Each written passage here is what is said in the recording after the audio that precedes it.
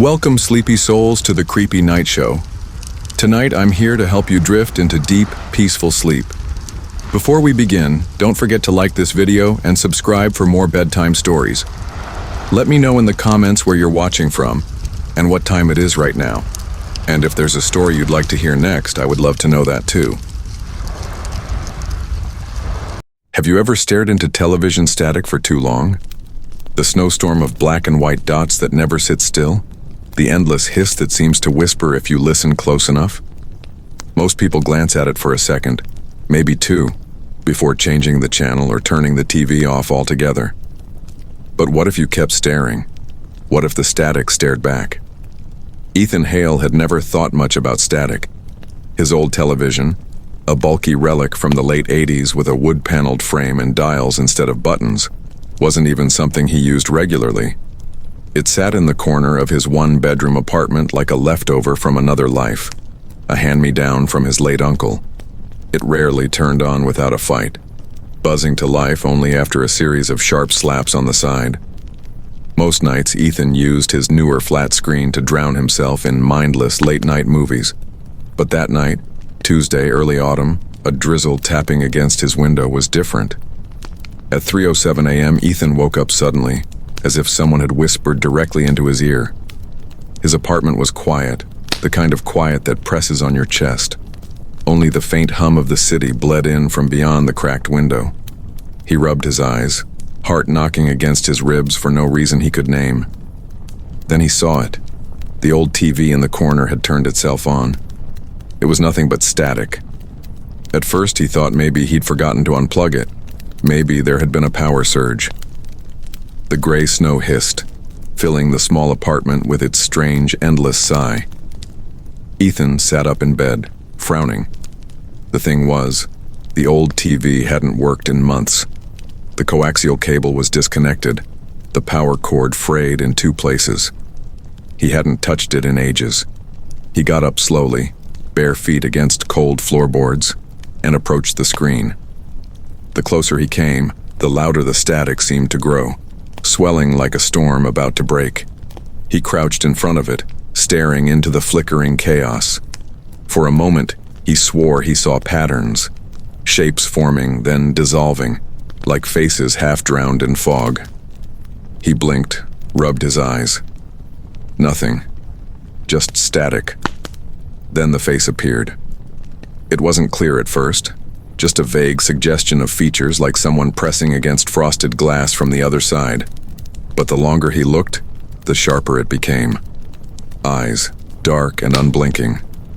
A mouth, slack but curling slightly at the corners.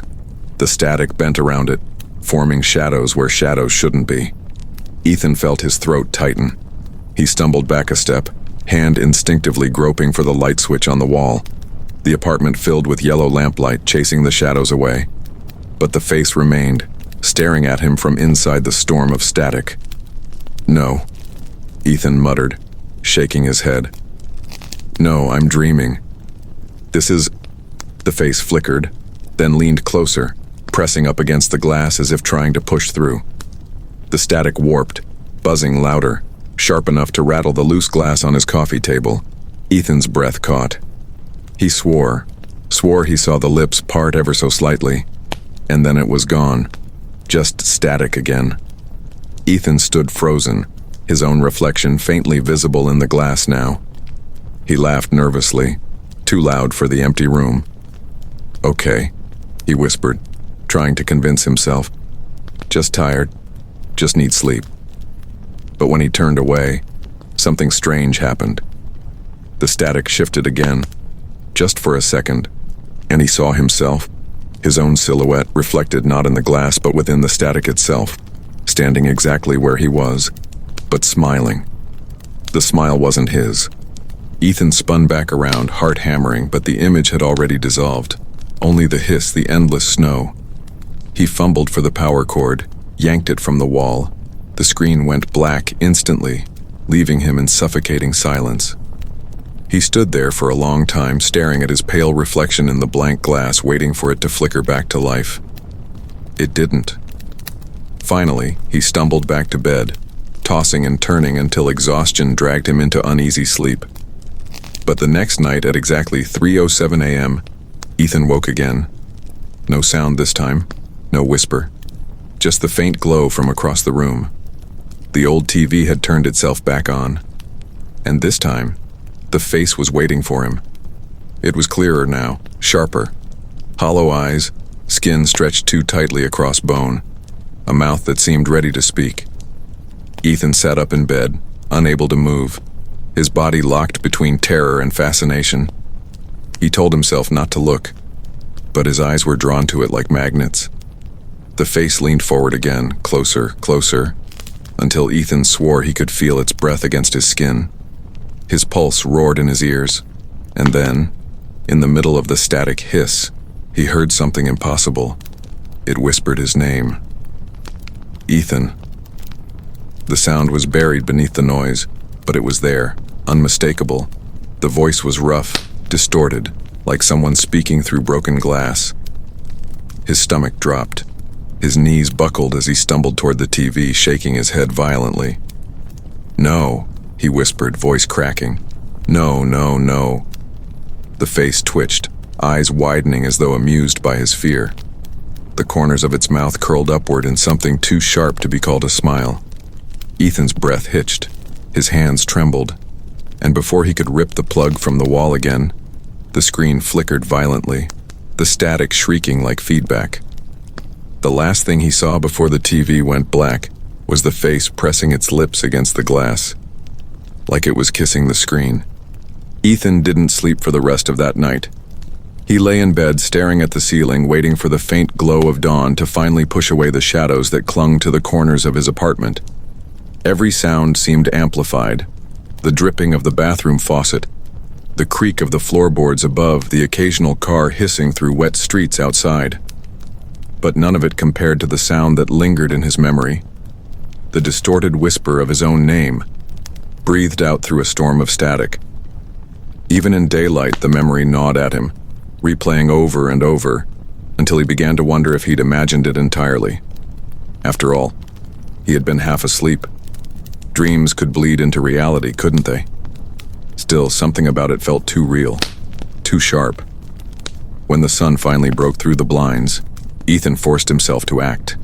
He dragged the heavy old TV across the room, the wooden frame groaning against the floor. His hands shook as he carried it down the apartment stairwell, almost tripping twice until he dumped it unceremoniously in the alley behind the building. It sat there against the brick wall, screen dull, collecting raindrops. Ethan didn't look back. He told himself it was over. But that night, at 3:07 a.m., he woke again. The glow was back. Not in the corner of the room, no. That space was empty now, but through the narrow crack at the bottom of his door. His pulse quickened. Slowly, he sat up and realized with a sick twist in his stomach, the glow was coming from the alley outside. Against every instinct, he crept to the window and peered through the blinds. The old television sat there in the rain, humming faintly, screen alive with static. The face was there too, clearer than ever, staring upward. And though the glass separated them, Ethan could swear its gaze was fixed directly on him. He stumbled back from the window, slamming the blinds shut. His skin crawled with cold sweat. It was impossible. He hadn't plugged it in. There was no power source. But still, it glowed. Still, it waited. The following day, Ethan avoided the alley entirely. He left for work earlier than usual, eyes glued to the pavement, not daring to look in its direction. He spent his lunch break in his car, too nervous to go into the diner with its wall of televisions flashing news and commercials. Everywhere he went, it felt like screens followed him. Reflections in shop windows, monitors at the office, even the faint shimmer of his own phone. Each time he caught his reflection, for the briefest instant, he thought he saw a flicker of static ripple across the glass. By evening, his nerves were frayed to threads. He poured himself a double whiskey, then another, trying to numb the crawling dread that seemed to follow him. But no amount of liquor dulled the fear when the clock neared 3:00 a.m. His stomach clenched tighter with every passing minute, his ears straining for the faint hum he dreaded. When 307 arrived, he couldn't stop himself. He looked. The TV was back inside his apartment. It sat in its usual corner as though it had never left, dripping rainwater onto the floorboards. Ethan's mouth went dry. His heart slammed against his ribs as he stumbled backward into the couch. The screen glowed brightly, static hissing louder than ever. And the face, God, the face, was no longer vague. It was human. Hollow, dark eyes sunk deep into shadowed sockets, skin pale and too thin, lips stretched in a cruel imitation of a smile. And then it spoke again. Ethan. The voice rasped directly from the static, distorted but unmistakable. Ethan's stomach churned. His name felt wrong in that voice, like it was being dragged over broken glass. He clamped his hands over his ears, shaking his head violently. "Shut up! Shut up!" he screamed. But the voice only grew stronger. "Don't look away." Ethan's pulse roared in his skull. He dropped to his knees, unable to tear his eyes from the screen. The face leaned closer, closer, until the static rippled like disturbed water. He could almost feel the heat of its breath, though he knew that wasn't possible. "I've been waiting," the voice hissed, before dissolving into another wash of static. Ethan ripped the power cord from the wall again, stumbling backward, chest heaving. The screen went black instantly, leaving him gasping in the sudden silence. He sat there for what felt like hours, trembling, staring at the lifeless box. When morning came, he couldn't deny it anymore. This wasn't just stress. This wasn't a hallucination. Something lived inside that television. Something that knew his name, that wanted his attention, that grew clearer each night. Desperate, Ethan grabbed his phone and recorded a video, pointing the lens directly at the screen as the static returned that night. He forced himself to keep filming, even when the face pressed forward, even when the voice slithered through the noise. His heart thundered with dread and anticipation. At least this way, he could prove it wasn't just in his head. When the static whispered again, "Ethan," he nearly dropped the phone, but he held on, filming until the face melted back into formless snow. Only then did he shut the TV off and collapse onto the couch, drenched in sweat. The next morning, he played back the recording. Nothing.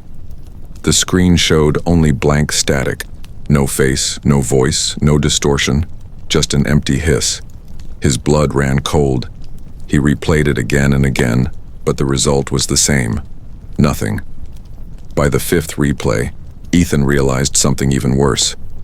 In the reflection of the TV screen, faint but undeniable, was his own face. And he wasn't looking at the TV. He was looking at the camera, smiling. Ethan didn't leave his apartment for 2 days. He called in sick to work, claiming food poisoning, though he barely touched the sandwiches and cans of soup in his fridge.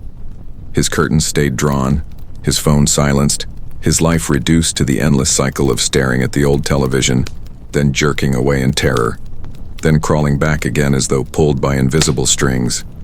He couldn't help himself. Each time he swore it would be the last.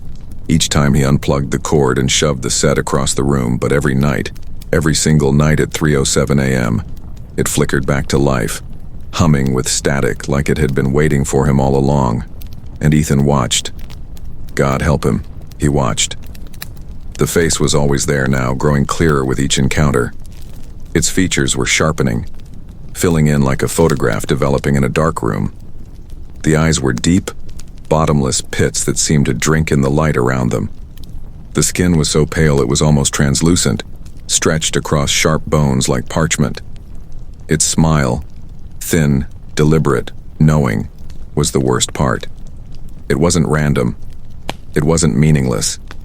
It was directed at him, personal, intimate, as though the thing in the static knew something Ethan didn't. On the third night of his vigil, it spoke again. The voice was stronger now, still distorted but more coherent, carrying weight like a gust of cold air straight into his chest. "You can't run, Ethan." He froze in place, hands gripping the arms of his chair so hard his knuckles turned white. "Who are you?" he whispered hoarsely. The static rippled, bending like water disturbed by a stone.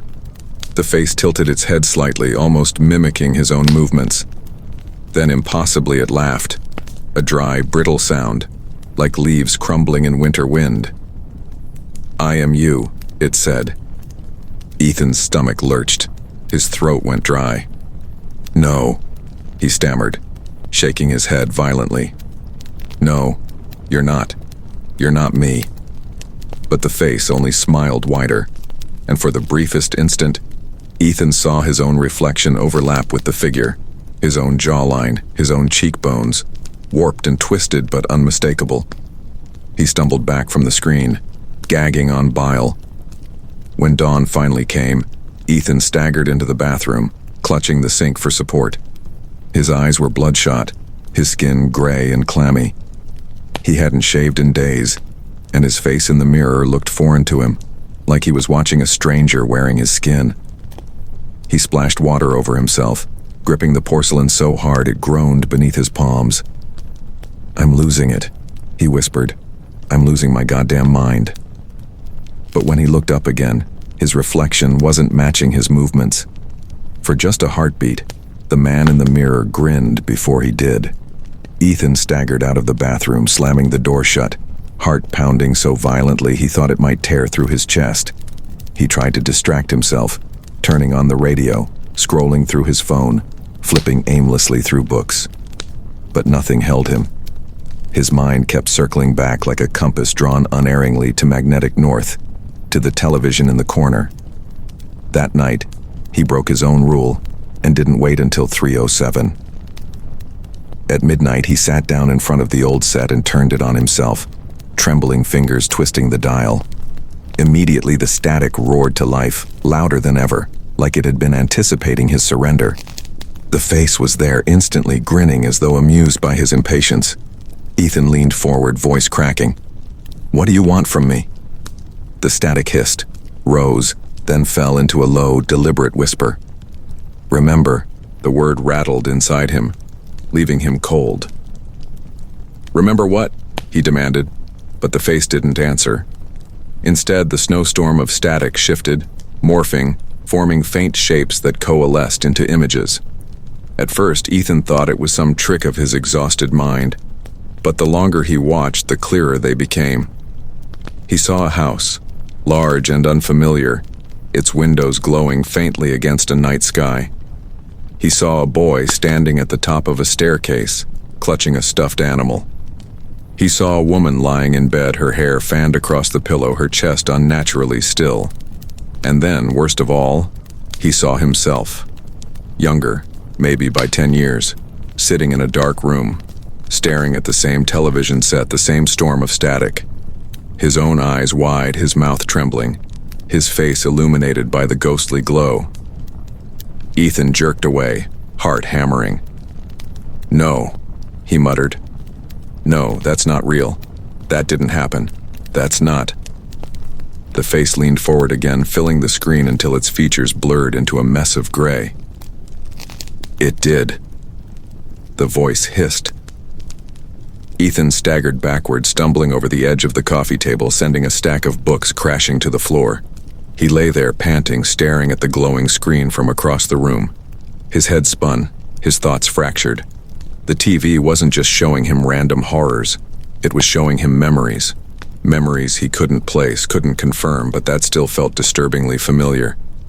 That night, he dreamed of the woman on the bed. Her eyes wide and glassy, her skin pale as marble. In the dream, he stood over her, his hands trembling, his chest heaving with guilt. And from somewhere in the distance he heard static, growing louder, swallowing everything until he woke in a cold sweat, gasping for air. When he staggered into the living room, the TV was already on, glowing faintly in the dark. The face was waiting, grinning wider than ever. And this time, when it spoke, it didn't whisper his name. It whispered the woman's. Ethan's apartment no longer felt like his own. The walls seemed thinner, the air heavier, as though something unseen was pressing in on him from every direction. Every corner whispered with shadows. Every reflective surface seemed alive, waiting for him to glance the wrong way. The television dominated the room now, not just in its physical presence but in its awareness. Ethan could feel it watching him even when it was off, its blank glass screen reflecting the outline of his movements as he tried to ignore it. But ignoring it was impossible. Each night the glow came back at 3:07 a.m., sharp as a wound reopening, and each night the face appeared clearer, more alive, more present. Its eyes tracked him, followed him when he shifted in his chair, mirrored him when he flinched or leaned closer. Sometimes its lips moved without sound, forming shapes that suggested words too faint to hear. Other times, the voice slithered through the static, sometimes a whisper, sometimes a broken laugh, sometimes something like a growl. Ethan felt the sound in his bones more than his ears. He knew he had to end it. On the fifth night, driven half mad with terror, Ethan grabbed the TV by its heavy frame and dragged it across the room. He yanked the door open and hauled it into the hallway, muscles screaming, heart pounding. His neighbors would have heard the racket, but Ethan didn't care. He wrestled the bulky set down the stairwell, step by thudding step, until he finally reached the basement. The building's furnace room was damp and reeking of mildew. Pipes rattled faintly overhead. Ethan shoved the TV into the farthest corner, panting with effort, his hands slick with sweat. "Stay there," he spat as if speaking to a dog. "Stay the hell down here." He stumbled back up to his apartment, chest heaving, body trembling with adrenaline. For the first time in days, he felt relief. The apartment was quiet, empty. The corner where the TV had sat looked strangely naked, but at least it wasn't watching him anymore. Ethan collapsed onto the couch, laughing shakily to himself. He'd done it. He'd broken the cycle. He could breathe again. But at 3:07 a.m., the static came back. It wasn't on the television, no. The set remained locked away in the basement. Instead, the sound poured through the entire apartment, rising from the walls, the air vents, the pipes. A suffocating hiss filled every corner, vibrating through the floorboards until Ethan clutched his ears in pain.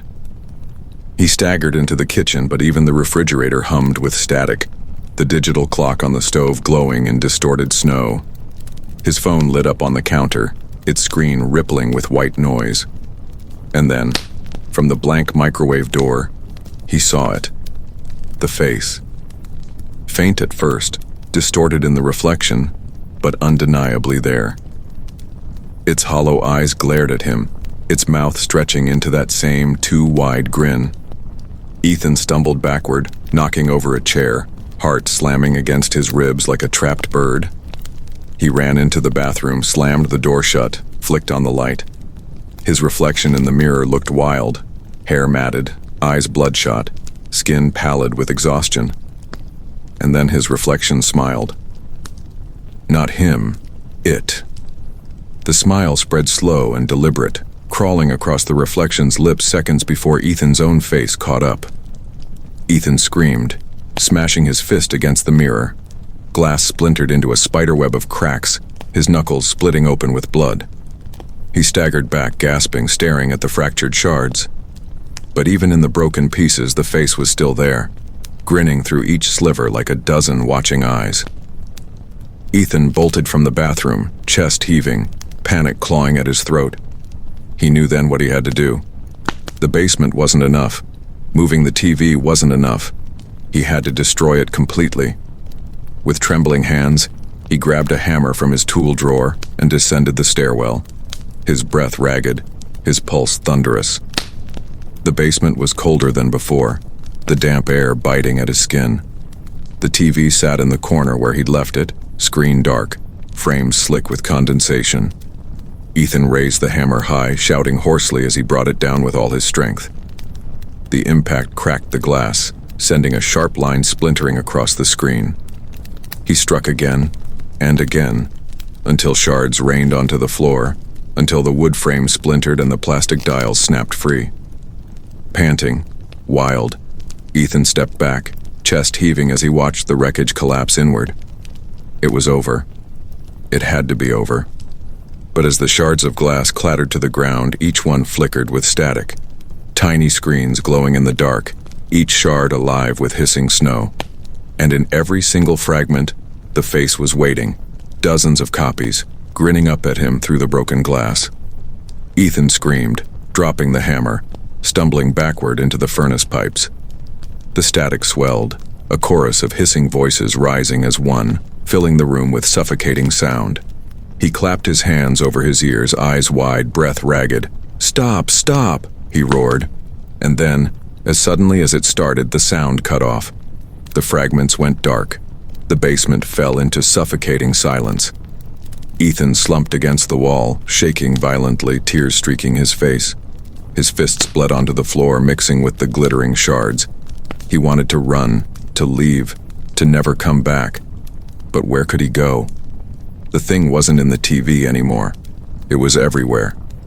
He staggered upstairs, collapsed on the couch, and passed out from exhaustion. When he woke the next morning, he thought, hoped, it might have been a nightmare. But when he opened his eyes, he saw it immediately. A single shard of glass lying on his coffee table, glowing softly with static. And in it, the face was grinning. Daniel barely slept after that night. He couldn't. Not when the boundary between his reality and the static world had begun to tear like fragile paper. Every time he closed his eyes, he saw that smile, the face pressing against the glass like a predator testing the strength of its cage. He didn't know if the pounding had been real or a hallucination, but the faint vibrations still seemed to echo in his bones, as though his entire body remembered what his mind tried to deny. He avoided the living room during the day, shoving the door shut and locking it as if a flimsy lock could keep whatever was inside at bay. But his avoidance did nothing. At night, the pull was relentless.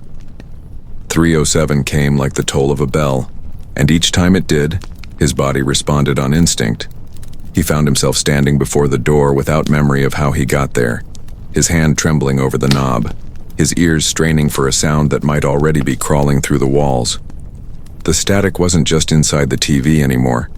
It seemed to bleed through his apartment, buzzing faintly in the corners of silence, hiding in the hum of his refrigerator, the whine of a light bulb. The world had become infected with its presence, and Daniel could no longer separate what was real from what was being projected into his senses. One evening, desperate for answers, he dragged the TV into the middle of the room, as if changing its position might alter the haunting. The screen sat dark and lifeless, yet he felt watched. He lit a cigarette, though he had quit years ago, and sat cross-legged on the floor, staring at his warped reflection in the blank glass. "What do you want from me?" he whispered. The silence was heavy, suffocating. His voice felt small, swallowed by a presence that lurked just beyond perception. He almost convinced himself he was losing his mind, until the screen flickered to life without warning. No power, no remote in hand. The screen simply obeyed something else. Static bloomed like a fungus, spreading across the glass. Daniel's stomach turned when the face emerged. Not immediately, not as before, but in fragments. A pair of eyes blinked into focus, then dissolved. A mouth twitched at the corner, slipping away. The static seemed to be assembling it piece by piece, as though something were pushing itself through but couldn't yet fully form. Daniel's cigarette dropped from his lips and burned out on the carpet as he crawled closer, mesmerized despite the dread clawing at him. The mouth appeared again, clearer this time, and began to move. The words came slowly, drawn out like breaths through water. Nail. Hearing his name in that distorted rasp was like being branded. He recoiled, scrambling backward until his spine hit the wall. But the TV didn't stop. The face pressed closer, the static bending and rippling around it. Its lips twisted into something like a smirk, and then the images changed. The static no longer just showed a face. It began to show scenes. Daniel froze as the blur shifted into something recognizable. His childhood bedroom. The peeling wallpaper, the glow-in-the-dark stars still stuck to the ceiling. Even the dent in the door from when he had slammed it too hard at 16.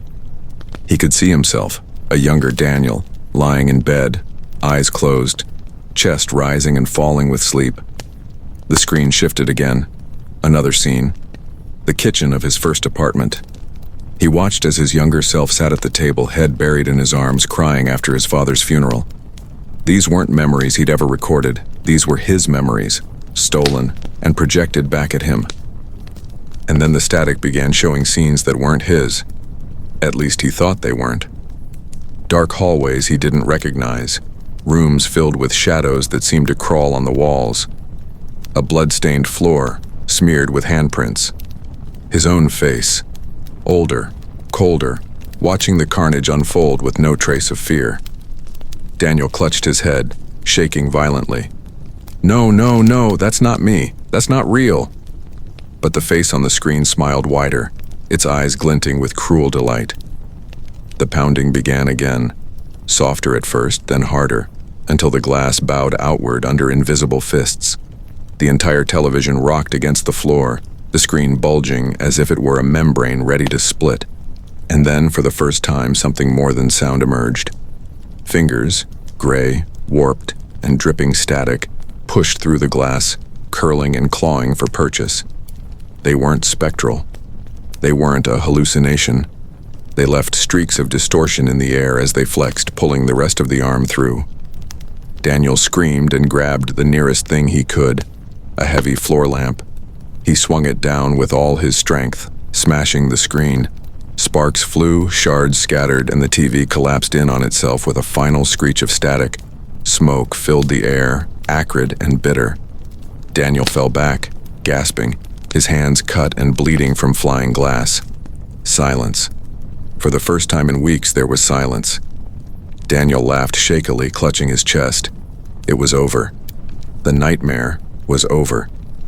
He staggered to his feet, blood dripping down his arms, and stumbled into the kitchen to find his phone. He needed help. Someone to talk to. Someone who could confirm he wasn't completely insane. But as he dialed, the faintest sound reached his ears. A low, electric hum. He froze. Slowly, he turned his head toward the living room. His stomach lurched.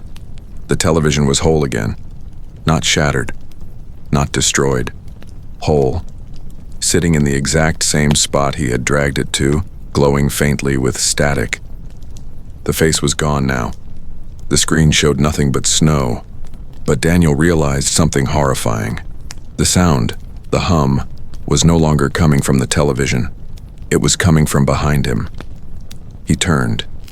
In the darkened reflection of his kitchen window, standing just over his shoulder, was a figure made entirely of static. Its face unmistakably his own. Daniel froze. His breath caught in his throat as the reflection in the kitchen window held him captive. The figure wasn't just standing there. It was breathing. Its chest rose and fell in rhythm with his own, yet every inhale sounded distorted, like the broken hiss of a detuned radio. Its body shimmered, flickering as though it struggled to maintain its shape, strands of static unraveling and snapping back into place. But the face was perfect. His face. For several heartbeats, neither of them moved. Daniel's pulse hammered in his ears, and a part of him prayed that if he blinked, the thing would disappear. But when he finally dared to close his eyes for the briefest moment and reopen them, the reflection had only grown clearer. The static was smoothing, solidifying into skin, bone, flesh. It wasn't some ghost. It was becoming real. A whisper slipped into the air, so faint Daniel wasn't sure it was spoken aloud at all. "You don't belong here." Daniel's hands shook violently. "What? What are you?" His voice cracked, barely more than a child's plea. The static figure tilted its head, the same way Daniel sometimes did when trying to understand someone. The gesture was so eerily familiar that bile rose in his throat. Then it smiled. That same stretched, unnatural smile he had seen in the TV, except now it was no longer trapped behind glass. It raised its hand, pressing long, flickering fingers against the window pane. Daniel staggered back, his knees threatening to buckle. He wanted to run, but his body betrayed him, rooted to the spot like prey locked under a predator's gaze. The hum in the air deepened, vibrating through the walls, rattling the dishes, crawling inside his skull, until he thought it might split him apart. Lights flickered. The refrigerator clicked off. The entire apartment was being tuned, like an old radio twisting the dial toward a darker station. And then, like a final step in a ritual, the reflection didn't stay a reflection anymore. It stepped away from the glass. The static form moved into the kitchen as if the boundary of the window was nothing but a suggestion. Its feet touched the floor with weight. Each step left a faint scorch mark, like the memory of burned-out pixels etched into reality. Daniel stumbled back until he hit the counter, knocking over a glass that shattered across the tiles. His legs trembled so violently he thought they might snap beneath him. The figure stood only a few feet away now. Its eyes, his eyes, locked onto him with cold recognition. "You've watched me long enough," it rasped, voice bending between his own and something alien. "Now, it's my turn." Daniel's mouth went dry. His instincts screamed to fight, to grab a knife, to do something. But another part of him, the darker, more exhausted part, was transfixed. For weeks, he had been dragged deeper into this nightmare, stripped of sleep, sanity, and reason. And now, the source of it all stood before him, waiting. "Why me?" Daniel whispered. It was the only question that mattered. The thing's smile widened. "Because you left the door open." Daniel's mind reeled. What door? The television? Some threshold between worlds? Or something deeper, something inside himself that he had ignored for too long? Before he could move, the static double lunged. Its hands, cold and buzzing like live wires, clamped onto his face. Daniel screamed, clawing at its wrists, but his fingers only met shifting static that slipped through his grip. The figure leaned closer until their foreheads nearly touched, and in its eyes, Daniel saw everything. Memories that weren't his, places he'd never been, a life where he had made different choices, darker ones. He saw himself standing over bodies, smiling with blood on his hands.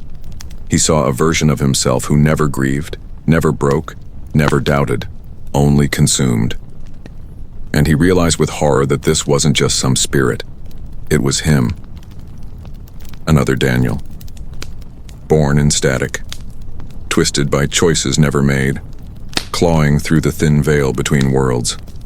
A parasite waiting for the right moment. The double whispered, almost tenderly, "You've wasted this life. Let me live it better." Daniel thrashed, kicking and screaming, but the static seeped into him.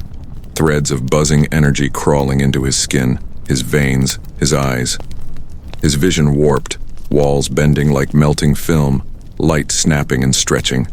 The world became nothing but static, drowning him, pulling him under. And then, silence. Daniel opened his eyes. He was standing in his kitchen, the broken glass gone, the lights steady. Everything looked normal again. Too normal. He looked around, dazed, breathing hard. The TV in the other room was dark, silent. Was it over? He thought. Maybe it had all been some psychotic break. Maybe he'd finally woken up. But then he caught sight of his reflection in the window. The man staring back at him wasn't panicked, disheveled, or trembling. He looked calm, collected, his posture straighter, his eyes colder, his smile just a little too wide. Daniel lifted his hand instinctively to touch the glass. His reflection lifted a fraction slower as though remembering to mimic. And then it leaned closer, whispering in his own voice, but deeper, richer, confident. Finally. Daniel felt himself scream, but no sound came out. His voice, his body, his life were no longer his. The static had stepped through, and it had won. The face in the static wasn't a ghost or a demon. It was Daniel himself from another reality, twisted by darker choices, waiting to replace him. The story loops back to the chilling hook. Every night at 3:07 a.m., the face in the static became more real, until it finally stepped through,